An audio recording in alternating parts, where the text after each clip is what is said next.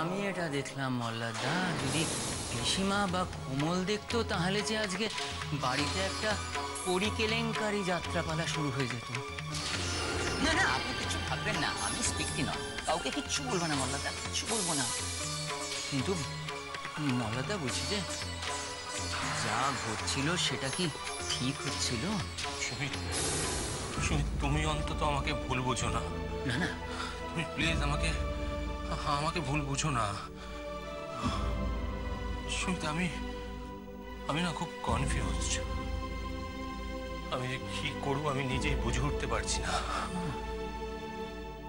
ওই করি যখন আমার সামনে আসে না, আমার কেন জানি না ওকে বারবার কোমল মনে হয়। ওমা,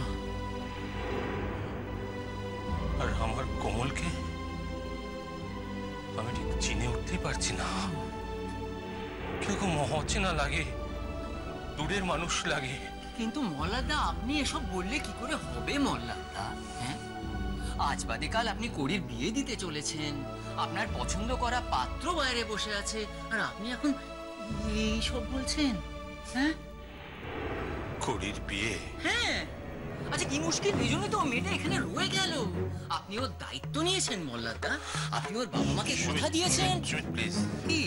আমি আমার দায়িত্বটা খুব ভালো করে বুঝি, সেই সম্পর্কে আমি সচেতন। আমাকে প্লিজ এইসব বোঝাতে এসো না, প্লিজ প্লিজ আমাকে আমাকে বুঝিও না। আমি আমি বুঝতে পারছি না। আমি যাকে চলুন, মানে বাইরে তো শুভঙ্কর বসে আছে, আপনার মত পেলেই ও ঠিক বিয়ের দিন বিয়ের সাজে বরযাত্রী নিয়ে চলে আসবে পরীকে বিয়ে করতে।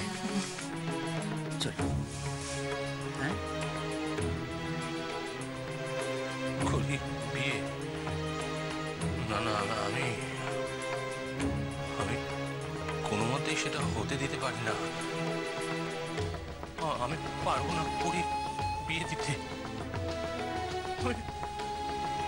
আমি করিকে বাড়ি ছেড়ে চলে দিতে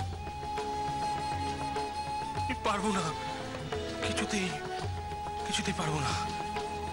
করি বাড়ি ছেড়ে চলে যাক, আমি তা হতে দিতে পারি না, পারবো না, পারবো না আমি।